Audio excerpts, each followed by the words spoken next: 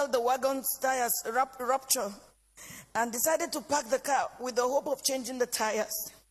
It was like a film. In a GC, motley crowd of armed men in military uniform came out of the bush. They fired at the boot of the car. Ahead of us, 5 of them came out of the bush. Another 2 came from the rear. My daughter screamed, "Mommy, Daddy, what's going on?" There was no time to say a word. They marched us through into the bush, firing into the sky. They hit me on my chest, hit my daughter on her head. Blood oozed. At this time, it was better to kill me. I shouted at one of the armed men. His response was hell.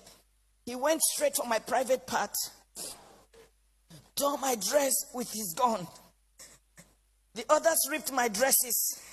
I was left with my undies. My husband and my daughter started crying. 2 of them dug their teeth into my breasts. While attending a secondary school in Adamawa, I had lived with some Fulani, so I understood a few Fulani words. I started pleading, at least for my daughter. To my shock, at gunpoint, they removed the dress of my little girl.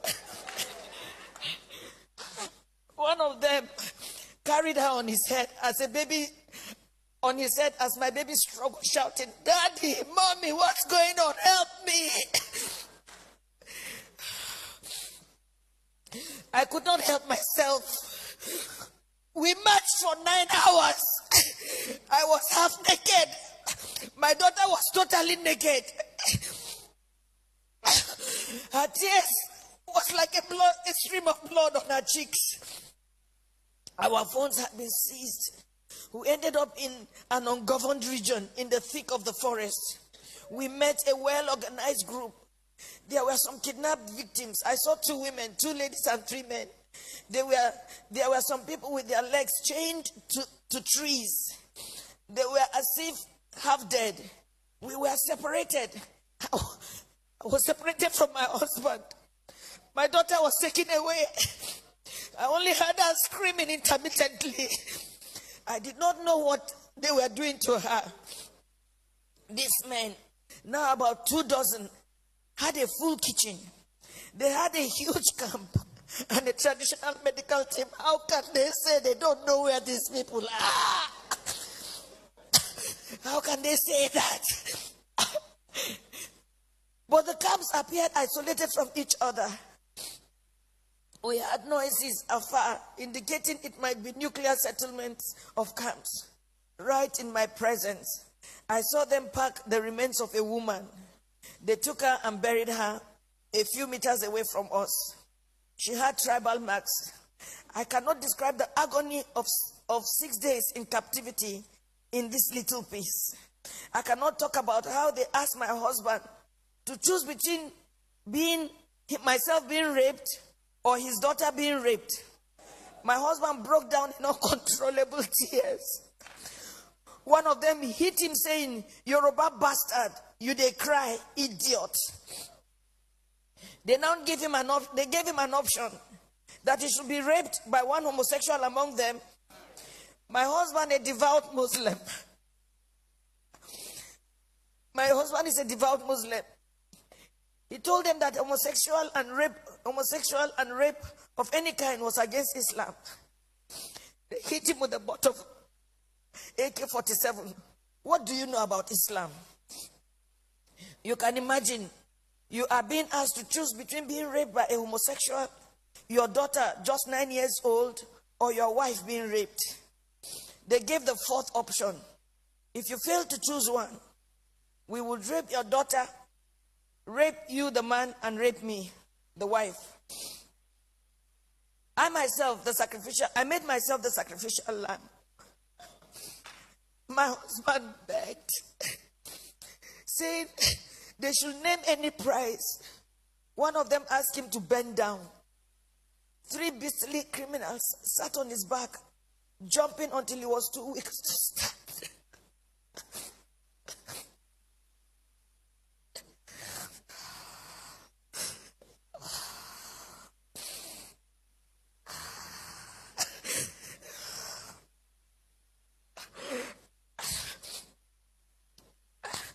was not allowed to put on any additional clothes. Imagine they rape you all night and they stop you from putting on any clothes for 24 hours. The rain fell once. I became a relic at a sexual museum for the armed men who in turn addressed me and asked questions about my financial standing. New Fulani men joined the camp. They organized military training for the new Fulani men that came, teaching them how to shoot and walk through circles of glowing fire. They were not released until after 6 days. We were not released until after 6 days. We had to walk the same zigzag journey back to the main road, our eyes blindfolded. During the negotiation to pay, they said the money was not for them alone, that they had to settle those who sent them. For me, I see a thriving organized crime supported by powerful political interests. Now, I do not think we were released to freedom after paying a whopping 8 million naira. I do not think we can ever be free. We can never be free from the anguish, the psychological trauma, the nightmares we suffered, the occasional fits of my daughter, her waking up at night behaving strangely, her asking the same question over and over, Mommy, why? And I do not have an answer. In my life, I have never passed through a torture chamber like this. I do not think any society should let this happen. I do not know the fate of those we met and about 7 other people brought during the 6 days we were in captivity. What I saw was a nation that has collapsed, but pretends she lives. A people on life support. Crime is not restricted to Fulani people alone. We have Yoruba criminals, but I don't think Yoruba criminals are this beastly.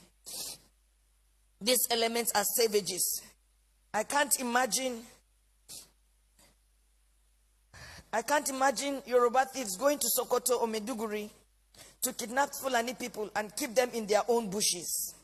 It gives me mental torture that this is happening, and some people are even trying to justify or look for excuses. Well, as a devout Muslim,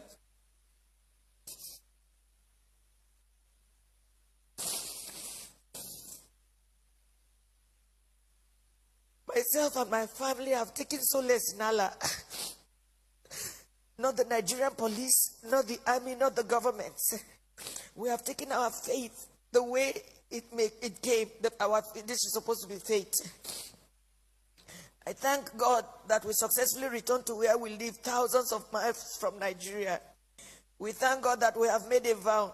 Never shall me, any of my children or husband in our lifetime visit Nigeria again. Our remains, anytime we die, will also not be buried in Nigeria. It was a suggestion my daughter made, which we all adopted. I pity the country. I pity her people who continuously walk like the living dead.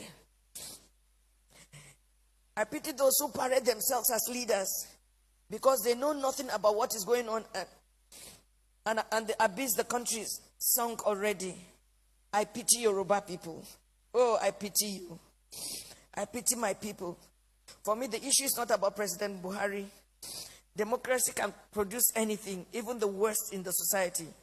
What I worry about is the conspiracy of silence by the people themselves. The ignorance, the treachery, and the illusion that one day things will get better through another election. Since I was born in Nigeria, each year had led from bad to worse and on and on. I do not have a solution to what is going on, but I think very soon hell will let loose upon the earth as long as there is no law and order and anarchy and the rule of brutes in the order of the day. Once again, there can never be anything more comforting than my husband, who saw what I went through, but was able to encourage me, and even encourage me to write this little piece after months of agony and sociological imbalance.